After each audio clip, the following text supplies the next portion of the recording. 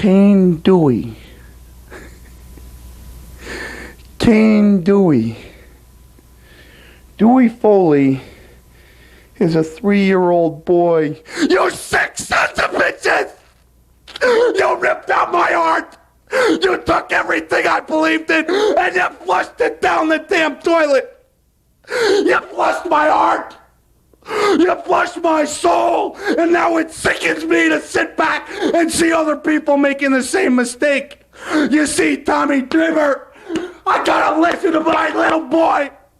Every day of my life, say, Daddy, I miss Atlanta, and I say it's too bad, son, because your dad traded in the Victorian house for a sweatbox in Long Island.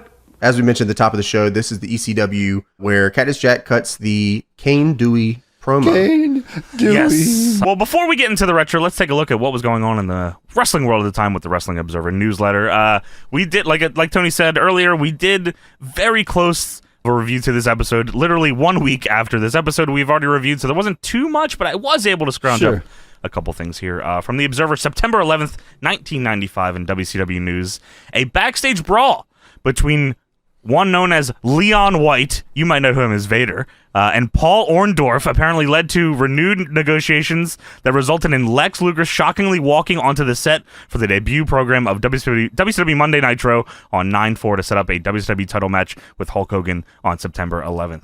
Luger reached an agreement for what is believed to be a guaranteed contract with WCW's Eric Bischoff, and a deal that was kept so hush-hush that even the wrestlers in both WWF and WCW were shocked when Luger showed up in the Minneapolis Mall of America for the debut show, which we have reviewed as well, by the way. We have reviewed. He had the Seinfeld shirt on. He did have the puffy shirt. Yeah, he was joining the Brood.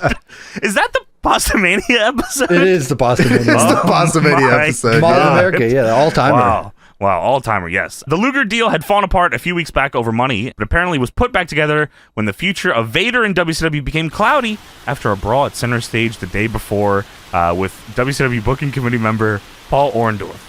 Now let's talk about that fight, shall we? Wow, okay. The Vader-Orndorff situation took place Wednesday afternoon, several hours before the television taping at Center Stage. Vader, who, according to one report, had arrived late at the building, was told by Orndorff that they wanted him out for interviews with Gene Okerlund. It should be noted that for whatever reason, there was prior heat between the two of them before this took place.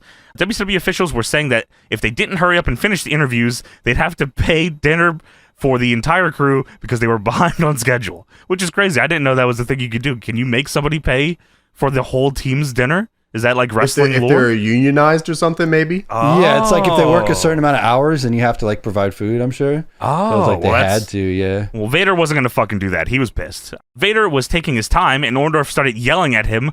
Vader then growled at Paul Orndorff. At this point, according to eyewitness reports, Vader and Orndorff traded words, which turned into a cussing contest and grew more heated for several minutes. Fuck. Shit. Did you just say the better curse word? It's just them shouting curse words. Ass. Paul Orndorff probably would win that one. I bet he has a lot in the chamber there. Yeah, I'm actually with you. Tony, what do you think? 3-3? Whose side are you on there? Yeah, both. Or not. Okay. Win? Wait, it's a tie? What's the answer? What is the answer? I don't know what you're looking for. We're looking at a split decision for Paul Orndorff. Ah, damn. Fire this fucking judge. Typical UFC judge. We'll do a rematch later. So, yeah, they're cursing at each other, at which point Orndorff reportedly called Vader a fat prima donna. Fat son of a bitch. That was the winner. Paul Orndorff by decision. The two by this point were swearing at each other chest to chest, so they were in each other's face saying "biz" and shit. Ass. The union video crews just probably sitting there hungry. Fucking hands in front. I'm hungry. The two by this point were swearing at each other chest to chest when Orndorff told Vader to make his move. After more of a chest to chest swearing contest,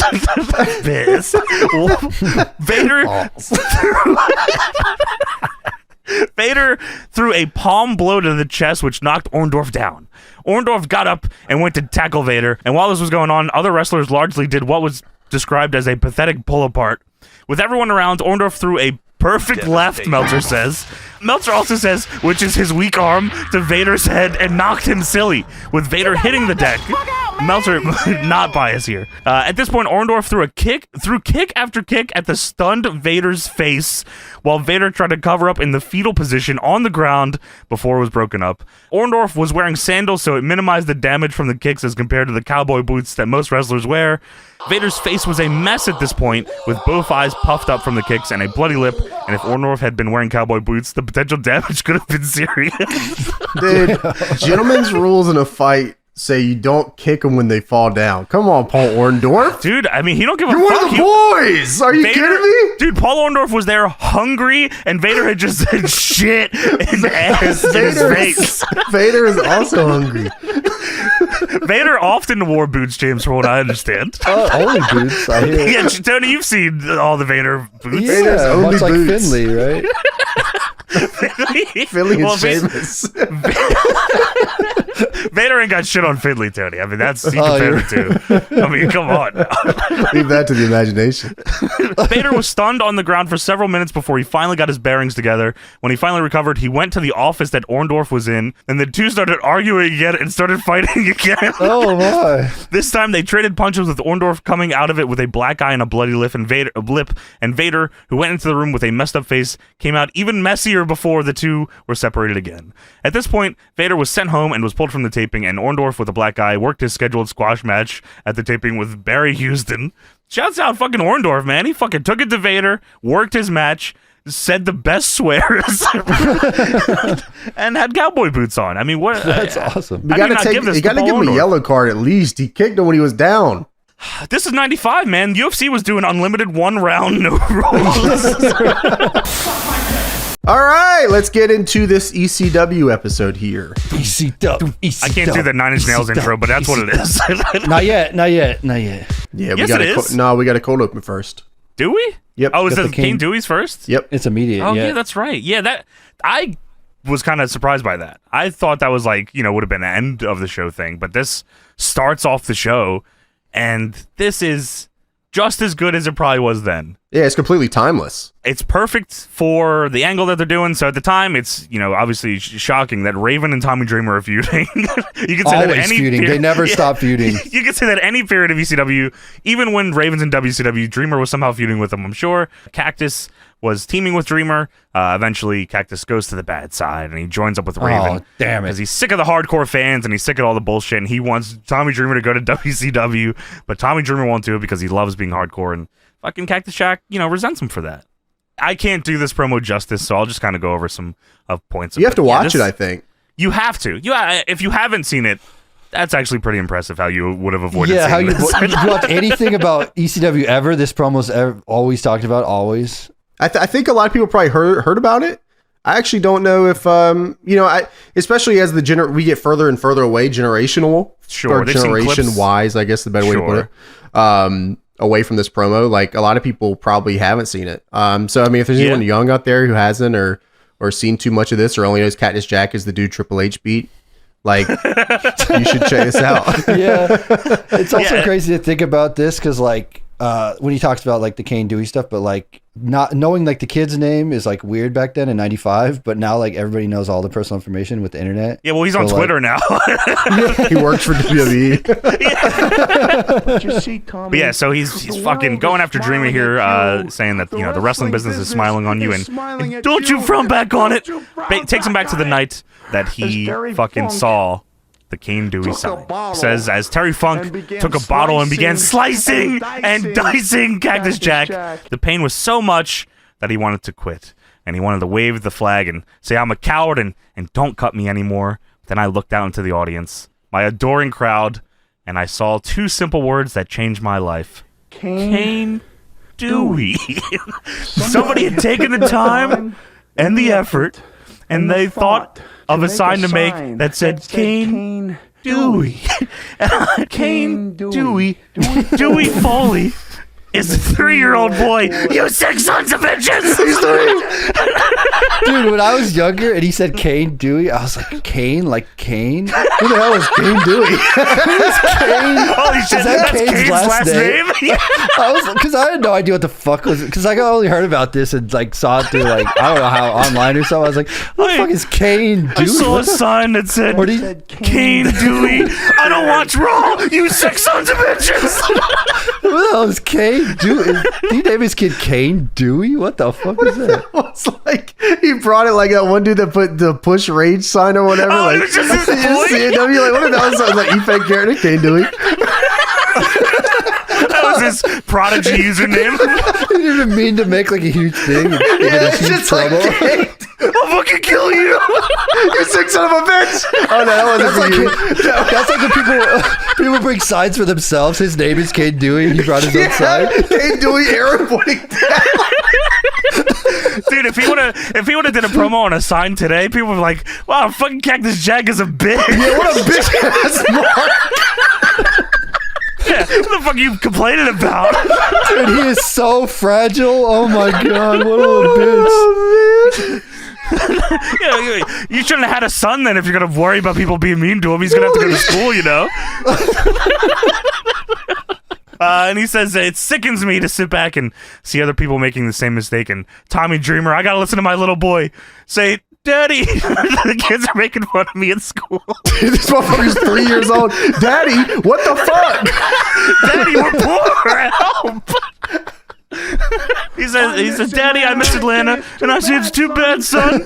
Well, he like WCW. Dewey Foley was a big WCW guy. He likes Renegade. Yeah, I like Renegade. I want to go back to a town down. Tony, how old are your kids now, Tony? Are they older? They're older than 3, right? Both of them? No, my son will turn 3 this year, yeah. Oh, you got a fucking talking to coming. Daddy, I miss Machinima. No, I didn't trade in the Victorian house for a sweatbox. So Oh, yeah, they just shut down. He traded in the Machinima for Deadlock.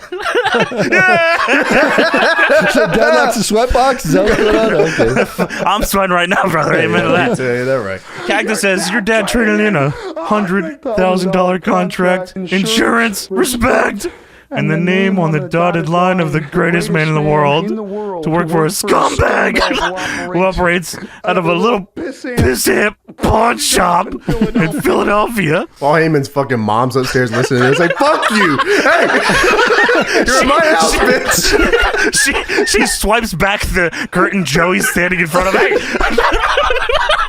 You don't talk about this fucking house.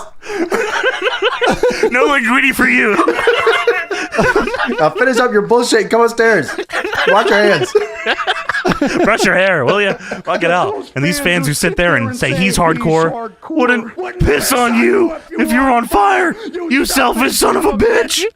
Don't ever, if I'm ever on fire, boys, please don't fucking take your cocks out and start pissing on me. I mean, that wouldn't fucking help. I'd That's the rather only die. way to do it. That's the only way to save you. There's no other way to. Tony, erase it from the list then. You can't just fucking throw water on me or fire extinguisher. You gotta piss I on feel me. like if They you will piss asked on you, 100 yeah. people in Philly if they would piss on you, like a lot of them would. Me? Specifically me? No, just anybody, I think. Just any human. They'd piss on you if you weren't on fire. They'd piss Just on be you. on you. They're being on the side of a pissy pawn shop. There's 100 people in Philly. They'd piss on you. The answer was yes. Fuck you. This pawn shop's paying for this show. Todd Gordon actually had a pawn shop, so maybe that's what he was talking It was about. the ad on the probably. show. Was it? That's Yeah, his? the whatever it's called, something Reed. Oh. Yeah, I got it here later. But yeah, I didn't realize that's what it was. Yeah, Carver with Carver, yeah, Carver W. W Reed, sorry. Carver with Reed. Carver L. Reed, if you ask me. That For was a real. new Dudley. Carver with Reed Dudley. Yeah, nah, that's crazy to think about, though. I mean, this is, again, I mean, obviously we're fucking busting balls here, but if you haven't seen this promo, fucking watch this fucking promo. It is amazing. It's like 7 minutes long, too. It's the Yeah, it was start a of the show. long ass promo, and it's been like, I feel like everybody takes this cadence, or like people when they're cutting promos, they Dude, take this cadence. Of This promos. promo, yes, influenced a lot of people's promo styles. Like this one specifically. Yeah, yeah. Cactus Jack is a very, very handsome man. He's a good, well, I mean, like, he's a good looking dude, man. And he married well too. Good for him. Yeah, I mean, like, every time I look at Mick when he was younger, like, first off, 95 is a huge year for Foley. Because I believe that's when he goes to, went on to King of the Deathmatch. Yeah, that's right, 95, yeah. Yeah, so, I mean, like, this is a pretty defining year for his career, this promo, too, this working ECW. Yeah, check out this picture here. He looks really handsome. His friend looked good, too. Oh, okay. Oh, yeah. That's Cactus Jack and King of Queens. I guess they went to school together or some shit. I don't even know how this exists. Yeah, who knows? Wow, he does look good here, though. Yeah, I'm sending that to Beefy, too, if he wants to put in any. I'll send him shave his ass while I'm at it, too. Replace our pictures with these two guys. Yeah, so that's very cool. Mick looks good. He's a generational worker and promo. And I'm glad that he got his due in pretty much every company he went to. I mean, he at least had something to watch in every company he ever went to. WCW, his Vader stuff was, pretty great. Oh, yeah. Yeah, sure. ECW, I think this run here is pretty well regarded. Yeah, this is awesome. His stuff with Mikey was cool too in ECW. And, I mean, his WWF stuff I don't even have to talk about. Yeah, no. And TNA, he did that promo with Ric Flair. I was going to say that his TNA stuff, isn't as highly regarded, but it was still... there's still gems in there, I think. He still worked hard. Yeah, of course. And I guess that was always the thing. He always worked hard, regardless of how many books he had wrote. He still worked hard, which I appreciated. Someone should have not let this dude learn how to write.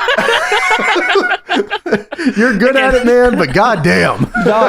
Those books were paying, those bumps weren't paying. So, I'd write books. I'd write more books if I was him. That's tough to say. That is tough. That's a hard thing to hear, Tony, but you're probably right. Yeah, I bet he did make a lot of money. That's why he wrote more books. I'm beat my ass if I get paid shit. He was bumped out by the next 5 years or so in 2000, right? Yeah. Because 2000, God, all the shit he had done by then. He was about to retire and then come back, right? In 2000. He had to come back. His one main event, the shittiest WrestleMania ever. Oh, don't say that. So now we go to the Thunder Kiss intro. I'm sorry. Yes. The what? The 1, 2, 3, hit me. Intro. My baby don't mess around.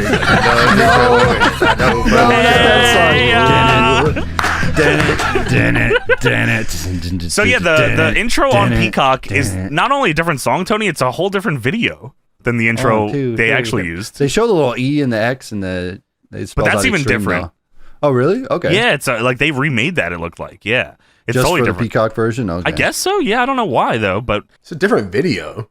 Yeah, it is. It's like entirely different clips and shit. I was like, oh, wow. Really? I didn't even know that. Yeah, it's strange. I don't know why they did that. Maybe the original was too extreme. Yeah, it was probably showing Beulah showing her ass 14 times. Tommy Dreamer doing some fucking egregious taunt or something and just showing her fucking panties to everybody. Yeah, Tommy Dreamer pile driver with skirt down and he goes, ah. All right, we're going to cut that one. So Joey Styles, of course, is here to start Hardcore TV. He's here to run down the card of one match only. Okay, I was going to ask what you thought of that, this being a one-match show. The match was crazy enough and the promos were good enough. Sure. Mm-hmm. Where I was okay with it. I definitely would have liked like a shorter squash or something. One match is all. That's what I thought too. I was like, I mean, I still enjoyed the episode, but I was like, I wish there was just like 1 4 to 5 minute match on this just to give me something else. But the main event for this evening is Raven and Stevie Richards, who are the current ECW Tag Team Champions, and they're taking on the Pitbulls in a double dog collar tag team title match. Yes, if the Pitbulls cannot beat Raven and Richards, they will split up as a tag team, which then we go to a recap of their promo from last week when the Pitbulls were being interviewed by Joey Styles, and Pitbull number 1 says, "We will win or we'll be gone from wrestling forever. Do or die, brother. That's what it is." And Pitbull 2 says, "If I can't be a Pitbull, I'd rather die." That was awesome. That is fucking sick as fuck. Yeah, that was awesome. Yeah, I think that was like one of the coolest little things I've seen in a minute. I was like, wow, I felt that. That's yeah, I believed it. Yeah, that's cool. Yeah, I think Kid Cash had the same thing too. If I can't be a kid, I'll die. So Joey Styles informs us that Big Dick Dudley has been run over by a truck. What? Yeah, Joey Styles says, "Fans, we do have some bad news. Big Dick Dudley, the largest of the Dudley boys, and in my mind, I'm like, oh, I wonder what happened here, was run over by a truck. And then they show like paramedics and like firefighters trying to get into a big ass truck that looks like it was blown up to shit. Yeah, so a truck got jackknifed by Big Dick Dudley's knee. That was the only thing. He fractured his kneecap and broke his leg, and Joey says the bad news, the truck is in far worse shape. Dude, what the fuck? So it cuts to Dudley and Big Dick Dudley, and they're here to cut a little promo. Dudley says that Big Dick Dudley had total reconstructive surgery of his knee, and Big Dick Dudley's just behind him going... and that's while he's a biz. Holy shit. And Dudley says, you're talking about 10 pins, 37 staples, 100 stitches, and 4 spark plugs. And 6 eels. No, not fucking 6 eels. 4 car batteries. Well, yeah, I guess that's fucking true. Yeah. I smuggle a lot of those. They show Big Dick Dudley's leg, and it is fucking, I mean, you could convince me that there's 4 spark plugs in there. Yeah, it looked horrific. And Dudley says, you ought to see the truck. And then it goes up the Big Dick Dudley's face, and he goes, Frankenstein.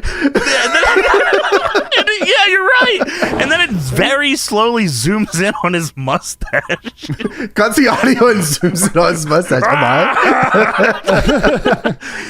They leaned into the inbred family stuff way heavy, more than more than history remembers. Yeah, you're right. And it actually, you know, a lot of the stuff, this doesn't become like a really crazy, like in history books at least, like overact until like Bubba and Devon get in the mix. Yeah, and all that. They don't even mention them in the history. Like they don't mention anything but Bubba and Devon in the history books. And they feuded Because originally WWE too. wrote all of them. That's true. Yeah, they're not. Yeah, it's Michael Cole on commentary. Oh, you remember Dudley and Big Dick Dudley.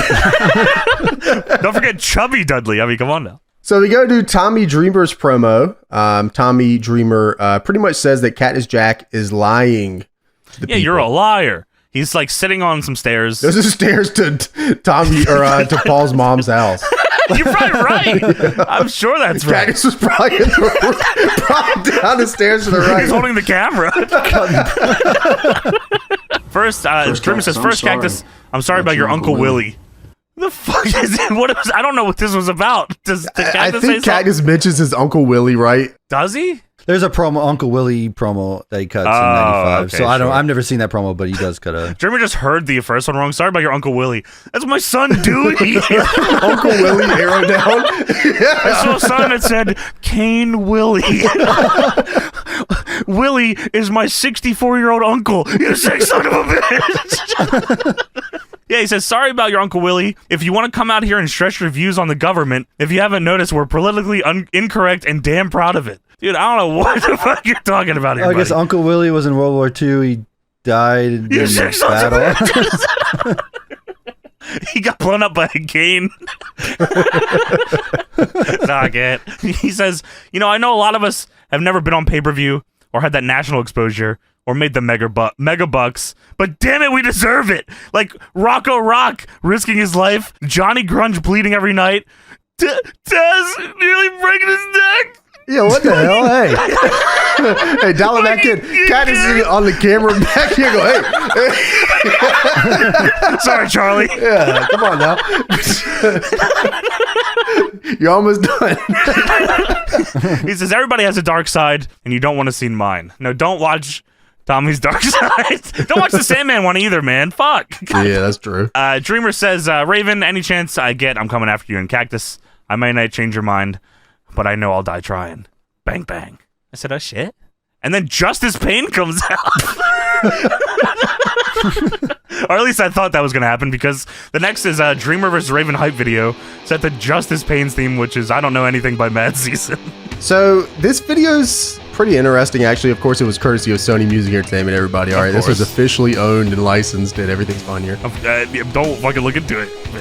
But it plays over, the Dreamer and Raven feud, and then it shows Cactus Jack, I guess, betraying, if you want to put it that way. Sure.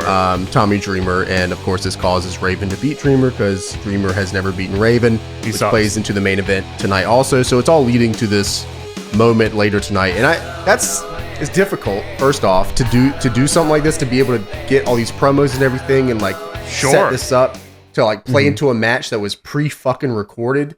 Oh my god, yeah. You know what I mean? You have to have a lot of great ingenuity, I guess is a good way to put it. Sure, yeah. And a lot of oversight. Or not oversight, insight. Probably insight and oversight. You gotta have a lot of everything. A lot of sight, period. A lot of sights here. Yeah. Because this is so well put together, and what a smart way, because they only had 45 minutes every week, right? Mm-hmm. Sure. Yeah. So being able to use your time efficiently is important, and especially since you don't seem to care about getting sued or anything, fucking just make the coolest shit ever. You know what I mean? A lot of ECW's music videos were too, where it was the whole song and just really just clips to the song, but nothing was really synced or anything. It was just, but I still liked it. It still had it was cool. It was there was a feeling to it, and a lot of Raven doing the Brian Myers pose. I thought that was weird. Brian Myers pose. Trust the system. You trust the system. So I was thinking. I was also thinking when you just said that too. I think Japan's VTRs are kind of like that too, where they'll play a track, right, and then they'll just show the clips, and then right. They'll talk over it, and then the music will keep playing and stuff like that. Yeah. So it's kind of like that in that sense. It's definitely way different than most of them. Even we do. It's way different than we even do VTRs. Yeah, I agree. It was very funny, though, the start of that one, which is Dreamer standing in the ring, and it's a shot zooming back and forth on his big-ass head. That was fucking crazy. And there's also a puzzle piece Windows Movie Maker effect after the chair shot heard around the world, which is awesome. Love the puzzle piece transition. Yeah, that's that awesome. Dazzle 90 program type shit. Did you see the lightning bolt transition? Was that on yours? That's what I saw. I think it was. Wait, for the Dreamer chair shot?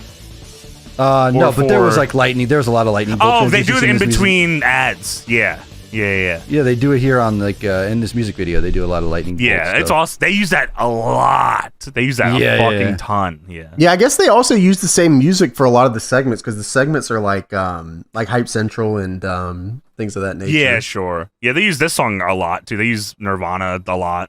Yeah, they're all coded. Yeah, with their own music, which is pretty interesting. The Pulp Fiction parts and all that shit.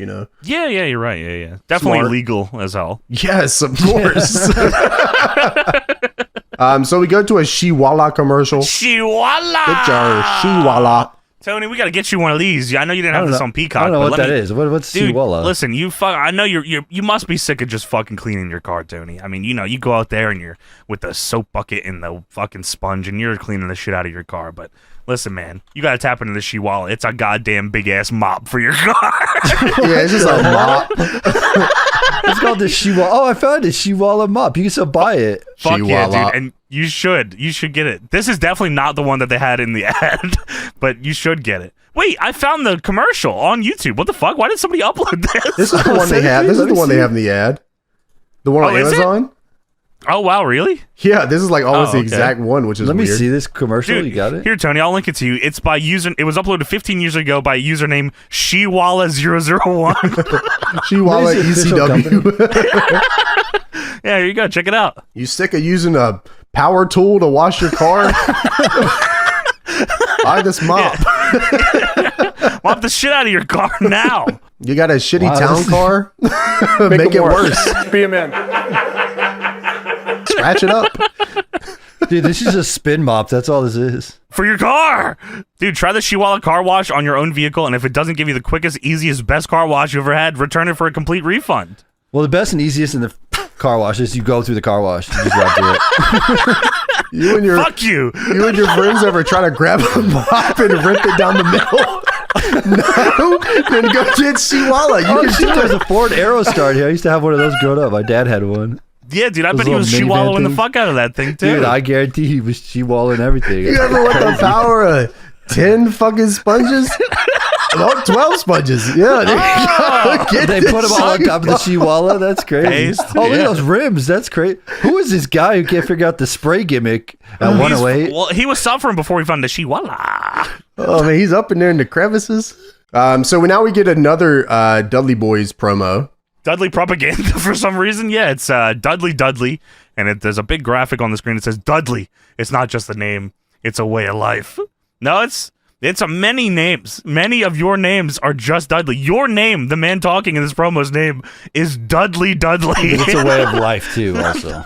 Huh? I see. Yeah. So I guess is this the introduction of Dances Yes, it with is. Dudley? That's right. Yeah. Okay. Dudley says, back when Big Daddy Dudley was running around town, being the man of the hour, he stopped off at Cheyenne, Oklahoma, at an Indian reservation, and being the man that he was, he had to take care of business. So lo and behold, he poked a harness. And this fucking joke was so good that they fucking show a video of the Dudleys beating down somebody. It comes back and Dudley's still there, and it says, he poked a harness. Ain't that right? Look, let me ask a few questions here. Maybe you can enlighten me. Sure. Where did the idea for this come from? Raven, I think. Like, I'm guessing it's from a movie he watched. I think was it Slapshot? Maybe is the movie. I feel like that's what it was. Okay, because the idea is good because you could add infinite members to this. Oh yeah, the gimmick was based on the Hanson brothers from the 1977 movie Slapshot. Oh, okay. I can't believe I remembered that. Yeah, that's cool. Would I have gone straight to Dances with Dudley? I don't know. But that's I guess Dances what with Wolves made was a hot movie at the time, you know. What was? Dances with Wolves. It was Yes. like a film, Sure, of course. It came out in 1990, actually, so I don't know why. That was 5 It years was hot before 5 years this. later. Actually, I have no idea. I'm sorry, I take that back. And then Dances with Dudley comes into the shot, and I don't know. What is Spanish? Is he speaking here? He's definitely speaking Spanish. Yeah. Okay, he comes in speaking Spanish, and then Big Dick Dudley comes in the frame, and he's still angry, and he goes, "Mmm." And Dudley says, "Calm down." Big Dick seems a little tense since that unfortunate accident, and it zooms in on Big Dick Dudley's face again, and then Dudley says, "He's a Dudley, we're a Dudley. Wouldn't you like to be a Dudley too? Would you like to be a Dudley, Tony?" Tony beats a Dudley. They all laugh. Yeah, they're having a good time. I'd be pizza with Dudley or something. Do you want to know all the members of the Dudleys? All of them? Yeah. Like as of this or all ever? Ever. Oh, yeah, go for it. All right, so there's Dudley, Big Dick Dudley, Little Snot Dudley, Dances with Dudley, Bubba Ray Dudley, Chubby Dudley, Sign Guy Dudley, Devon Dudley, Studley Dudley, Little Spike Dudley, and then for one night only there was Lady Dudley, as well as Bushwhacker Butch and Bushwhacker Luke. Those are my favorite a numbers. part of the family. Yeah, so unbelievable amount of Dudleys that maybe not everyone knew. Who was Lady Dudley? Jenna Jameson was Lady Dudley. Oh, wow, really? Holy fuck. That's pretty cool. Wow, that's fucking beast. Holy shit. Shouts Kicked out. her out of the family? Yeah, well, you know, it was only a one-night stand. Big Daddy Dudley had Jenna Jameson? That's right. That's How pretty come I cool. don't see Stacy Keebler Dudley in there? Why is that? She was Oh, only an that's it. associate. That's a good fucking question. I don't think she was ever in the family, was she? She was just a She was friend. wearing the camo. She looked like a Dudley. She was wearing the camo. She That looked means like a she's Dudley. in. That's awesome. So we go back to Joey Styles, and he says, I never thought I'd see a family with more quirks than the Jacksons. Hee hee. It does say T. That's ignorant. Is it ignorant? So now we actually get a wrestling match on the show, which is cool. The only one. Raven comes out here with Beulah McGillicuddy. Beulah McGillicuddy, for those that don't know, is with Raven, and Stevie brought Beulah in to fuck with Tommy because at summer camp when they were younger, she was the fat girl at summer camp that was in love with Tommy Dreamer, and he did not give her the time of day. So now she's super hot, and they brought her back to fuck with Tommy Dreamer, which is awesome. And she said, oh yeah, hell yeah. Fuck yeah. Joey says, I don't see Stevie because Stevie does not come out here, but he says, I saw him in the locker room earlier and he was trying to pay off anybody and everybody to take his place in this match. Well, the Pitbulls come out and Joey says, is Beulah going to be in this match? That's what it fucking looked like. Would have been awesome, by the way, yeah. But Beulah does get in the ring and she gets on the mic and says, look, we got a big problem. Stevie broke his arm last night in a 6-man tag match, and it wouldn't be fair for Raven to fight both Pitbulls, so I'm asking for you to make it fair by making it 2 out of 3 falls.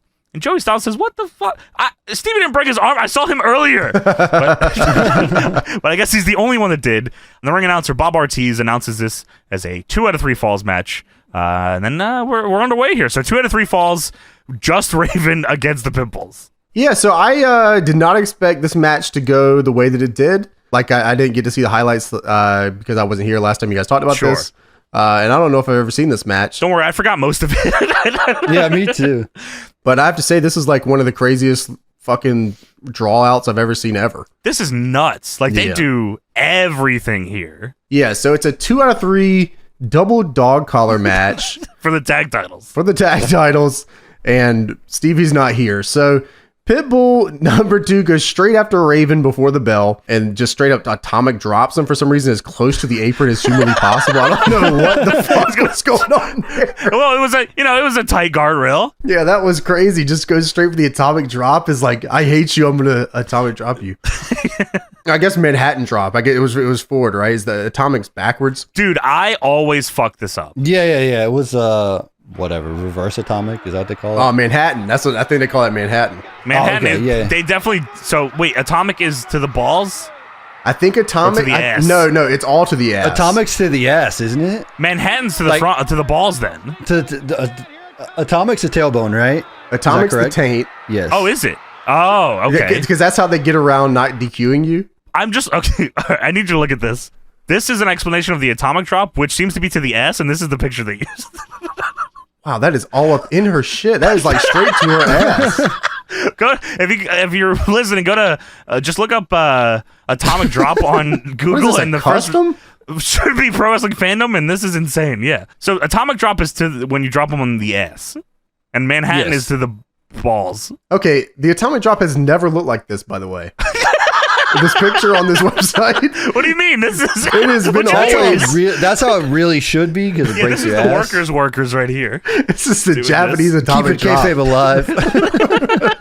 Yeah. Wow. Okay. So tailbone is atomic. Well, to the back and then to the front. Yes. Okay. But I guess technically they're both not supposed to hit you in the balls. Correct. Because you don't get DQ'd for either of them. But anyways, it's just fucking crazy that Pitbull will go straight to Raven and then hit a Manhattan drop on him. So Pitbull, Raven definitely called that. Please just come fucking Manhattan drop. So I think Pitbull number 2 stays in the ring, right? Pitbull number 1 goes to the back and fucking drags Stevie Richards out, bleeding with the dog collar attached to him. Yeah. That's awesome. That was great. Pitbull 1 has hair. Pitbull 2 is bald. That's how you. Yeah, remember. man. Yeah. So yeah, dude, Stevie's like the youngest dude I've ever seen. Yeah, he's BK Westbrook. He is fucking BK. BK, you gotta bleed like this too. Come on. That's my favorite white boy. Put the dog collar on, you're bleeding. Stevie comes out bleeding. He's whooping his ass. Crowd pops huge. That's awesome. Yes. Great way to do that. Paul was really good at putting together these little things that would like all lead to the end of a story. Like that's definitely his number 1 booking trait, is being able to put those little pieces together. That's fucking hard, by the way. It means so much too. Yeah, it always. And it's always usually the right thing to do for the characters, which is again, super fucking hard. Yeah, he's already bleeding, and then we fucking just cut back to the ring. There's a table set up. Raven hits a pile driver on Pitbull number 2 to a table in the ring and gets the first fall. That was unfucking real, and the table breaks so fucked up. It breaks actually like Japan table style, where it just looks like it broke through the center, and they just went straight through it. So I love that. First off, I love that the first fall went so quick and they did it through a table, because a lot of times, like in a 2 out of 3, you know, there's always that I'll quick use roll up. Right, yeah, quick roll up, or I'll use a chair, get DQ'd, and then we'll go to this. Sure. They're all great tropes, but they're just, we've seen them a lot too, so it can be difficult sometimes. I love the idea of one tag partner getting dragged out by his fucking bleeding head while Raven hits a fucking pile driver through a table in the ring. Like, that's like... And a pile driver through a table, nobody's going to argue that, he should have kicked out of that. Yeah, I loved that. I thought it was cool. Yeah, I did too. So it goes to a commercial. I'm sure this was not on fucking Peacock. No way, this is on Peacock. No way, no commercial. So there will be a live chat on Prodigy. You can go to the Wrestle chat room and talk about ECW after the show's over. Dude, wrestle.go was where the Prodigy chat was. Prodigy was definitely before me. Yeah, I didn't fuck with Prodigy. Yeah, I don't know what the fuck that is. Prodigy was like a bootleg AOL, I think. Prodigy. Oh, sure. Okay. Yeah, I believe it was just like AOL. Yeah, James earlier had found a GeoCity site by the name of I Love Paul Heyman, which is crazy. Is there multiple of these, James, where it's like it's like the transcript of a Paul Heyman Prodigy chat? That's the only one I found. I'm sure there is more. Oh, sure. Okay, yeah. But yes, it was actually the IRC chat after they showed up at Raw. Oh, because I think there's one of Vince on these too, or maybe that was an AOL one. That was actually. AOL. Yeah, Yeah, okay. AOL, they did a lot of those. I'm sure that WCW and WWF use AOL, so ECW said, we have to use Prodigy. We're going to the trenches. No, WCW had its own like WCW Live thing, right? They had their own chat thing. Maybe. Yeah, But sure.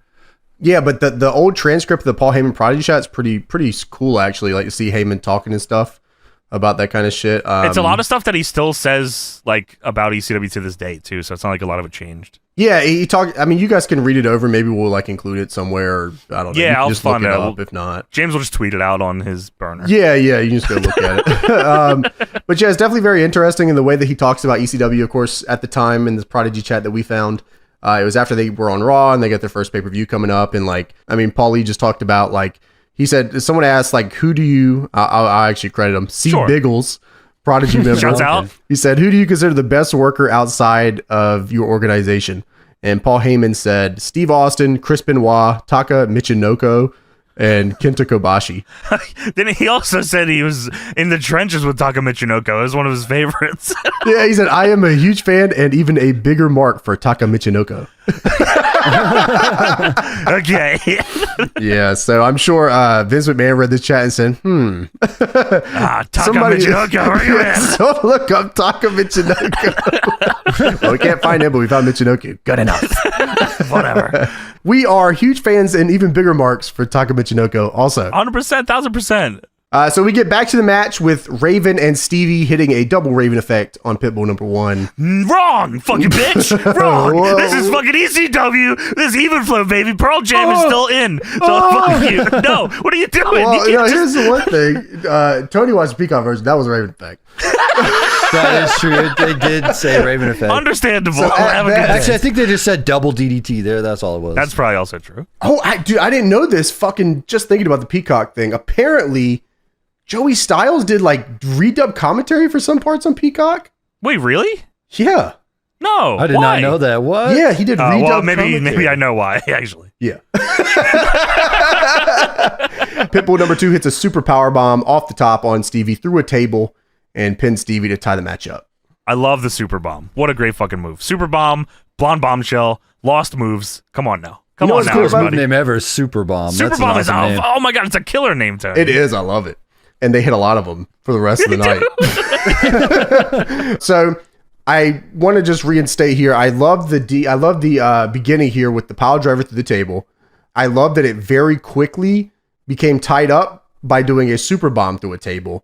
It's a very easy way. Like sometimes we've seen this as time moves on, and especially as we incur more 2 out of 3 falls matches, that it can be difficult to make them interesting.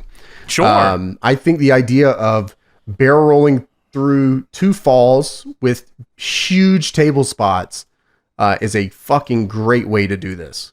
And it didn't because sometimes you would think that stuff would be saved for the end, but it didn't feel out of place here because with how chaotic the match started. So everything felt like, oh, this is just fucking chaos. Anything can happen at any time. Like all these pinfalls make total sense to me. And somehow it gets even crazier. Dude, it gets To the point where the match changes. Yeah. But before we talk about that, James, you got to talk about the Weed Terminator. All right, so Pitbull Is that number Rob Van Dam? Weed Terminator? Oh, it's a commercial for the Weed Terminator. Oh, I thought that was RVD's nickname, the Weed Terminator.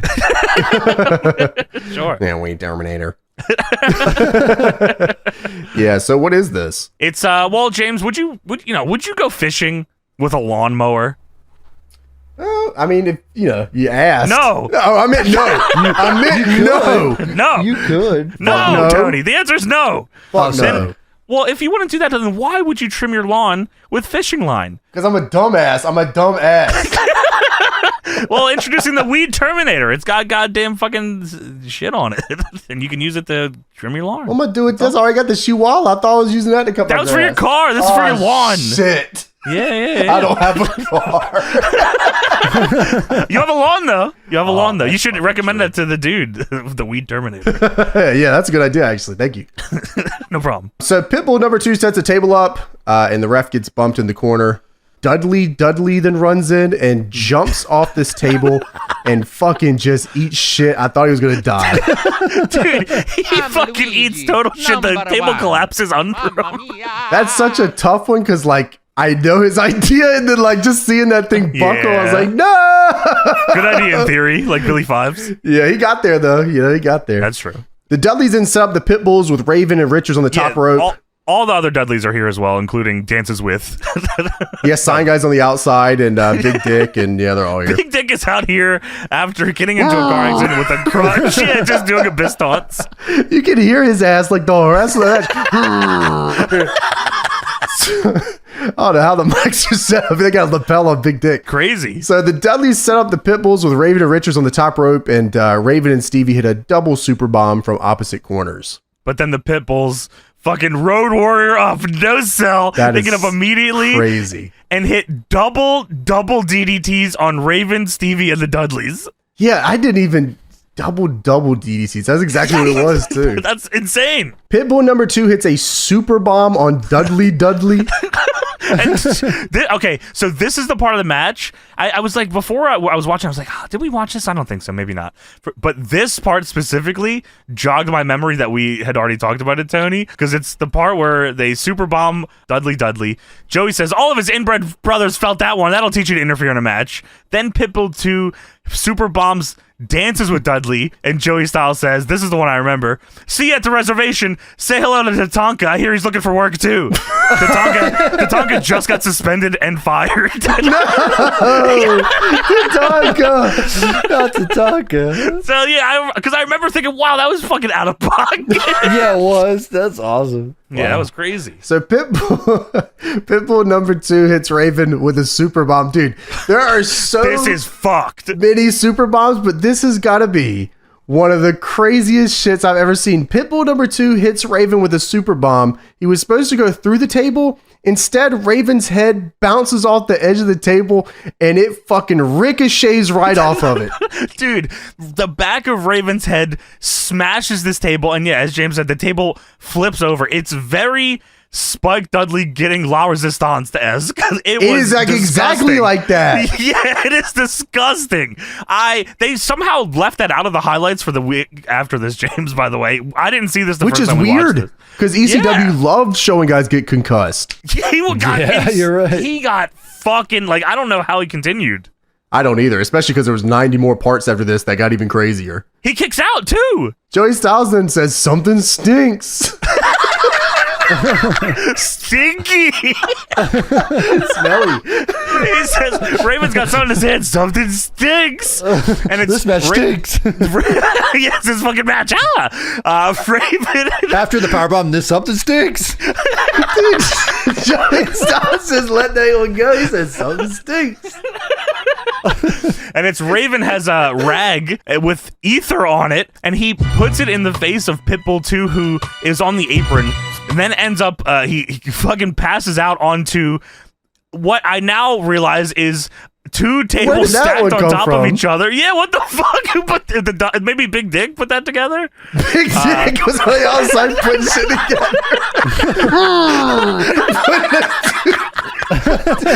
One hand lifting tables up. What's that fucking, was it Aqua Teen that's got that character? Oh, fuck yeah. What's his name? God damn it. I remember. I didn't even look that up. Aqua Teen. Oh, man. Who was that motherfucker, man? Wow. Fuck. Oh, it's stupid kid. No, Oog. Oog!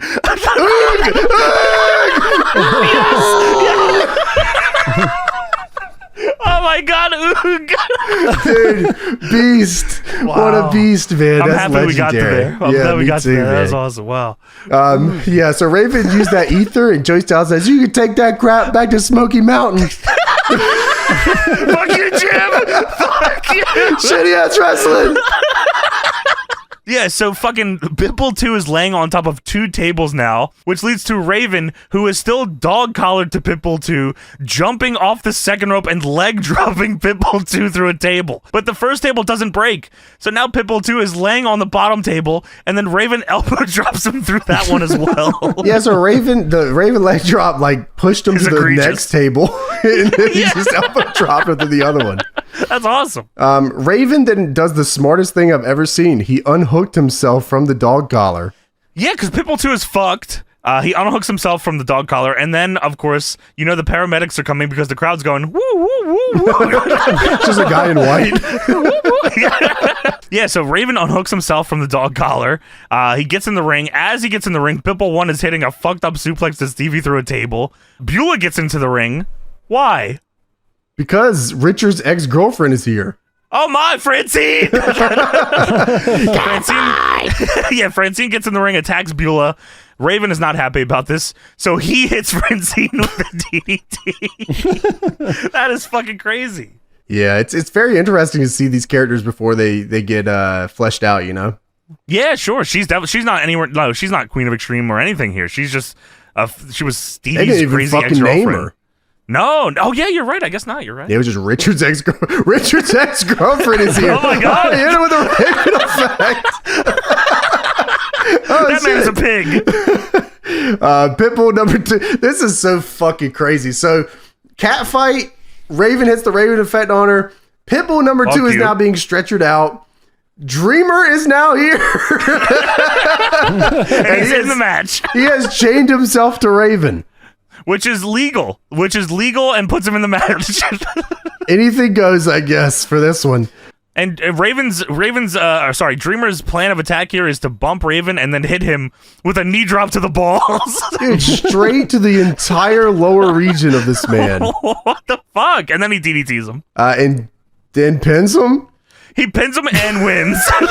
What the fuck is that? They rang the bell and they said, hey, hold on, what the fuck? Sir. That's so crazy that Dreamer wants to pin Raven so bad that he'll somehow insert himself into matches and try to pin him. That's a good gimmick, actually. Dude, I like the idea of like whoever's on the dog collar is legal in the match. It's kind of a crazy concept. Yeah, that is fucking crazy, Tony. And that's what they did here until... from the State Athletic Commission, which we hate, Bill Alfonso. Bill Alfonso's here, and he says, "No, Daddy, no! Tommy Dreamer, you're dreaming again! Pay attention to me! I allowed that match to take place 2 out of 3 falls! That wasn't in the contract! Second of all, I allowed this the dog collar!" He's just screaming into the mic. This match not over. And the most important thing, now Dreamer has his shirt off for some reason. He's gripping Bill Alfonso up. Bill Alfonso says, "Dreamer, this won't go down in the record books. You never pinned Raven. I'm not allowed that to go to the record books." And then the Extreme Commissioner, Todd Gordon, is here. And he's in Bill Alfonso's face, and he says, "This match is over when I say it's over." And he fucking shoves Alfonso into the corner, and then he starts fighting. He's like, "Fuck yeah!" He's fist bumping in the crowd, which leads to Bill Alfonso bumping Todd Gordon. And then Big Dick Dudley chokeslams Tommy Dreamer. And Alfonso says, "Actually, I'm allowed to chokeslam tonight." Oh, I should have said that. It should have, because he was the one that banned the chokeslam. Yeah, he banned the chokeslam, that's right. Because 911 kept chokeslamming all of his dudes. So I'm allowed tonight. Dreamer, you're a dreamer. Oh yeah, that's true. Dudley, you're dreaming. And then 911's theme hits. Dude, I love it. He said, "I'm allowed to chokeslam," and 911 was just sitting backstage waiting. Oh, you heard what the chokeslam's allowed? And then 911 gets in, and Bill Alfonso's busy. "Wait a minute, everybody get your seats." 911 goozles Bill Alfonso, hoists him up crazy, and chokeslams him to shit. Straight to fucking hell. He fucking kills him, man. This was a World Tag Team title match, by the way. Which is still going, I guess? It got restarted. It's still going on, and 911's chokeslam and Bill Alfonso in the double dog collar 2 out of 3 falls match happening right here. Dude, 911 chokeslams Bill Alfonso. Todd Gordon got bumped. ECW chants going off. Everyone in the ring is celebrating right now because 911 is in a chokeslam on Bill Alfonso. Dreamer's putting the dog collar back on that he took off now. There's still a match going on. Pitbull number 2 comes back to celebrate for a minute. Dude. And then 911 and Tommy Dreamer help the Pitbulls hit the super bomb. But this time, the Pitbulls hit the super bomb the long way. Dude, they load Dreamer and Stevie both up on Pitbull 2's shoulders, and they hit what Joey Styles calls the super duper bomb. And then Todd Gordon is the ref now and makes the count, and the Pitbulls win the tag titles. I'll allow it. Yeah, that sounds great. What? The Pitbulls win the tag titles with the super bomb the long way, and 911 is chokeslam Bill. Let's fucking go. Let's fucking go. Todd is God. Todd is God. The crowd's going fucking nuts. The Pitbulls and 911 and Dreamer are posing and dapping up, and ECW chants ringing through the building as we end the show. I mean, that's real fucking shit, man. That is real shit. I really enjoyed this. That was fun as fuck. Yeah, I mean, like, my only complaint is, and it probably isn't even a big fucking deal, but I do wish there was just one more match on the show. Yeah, it could just one. Yeah, that would have been one good. Is fine. But like, great angle. Great fucking match. This is probably one of the craziest matches. Like back in '95, this is like fucking crazy angle and matches. And watching this shit live was like, oh, this is fucking awesome, dude. I'm surprised that Raven powerbomb clip hasn't gone everywhere, Tony. Like the fucking now smashes the back of his fucking. Oh yeah, you're right. I'll see that on Twitter everywhere. Hey guys, you're welcome. Enjoy that one. Give us a little credit though. He could have like broke his neck there on that powerbomb. That was he was definitely concussed to shit. I mean, he had to have been. He had to be. Yeah. Unless he was drugged out crazy, which is also probably true. Yeah, that's also, you know.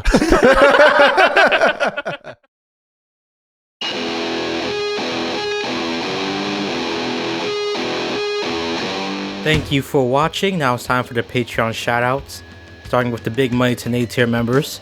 Ultimate 145, Fembot X for Life. I Stunlock Tony by getting every shirt in XL. And Cyborg for Life. Now to read the rest of the names. A robot named Adam. Take it away, Adam. Thank you, Kid Kingpin. Now for the Demo Dick tier members, starting with Allan Martinez.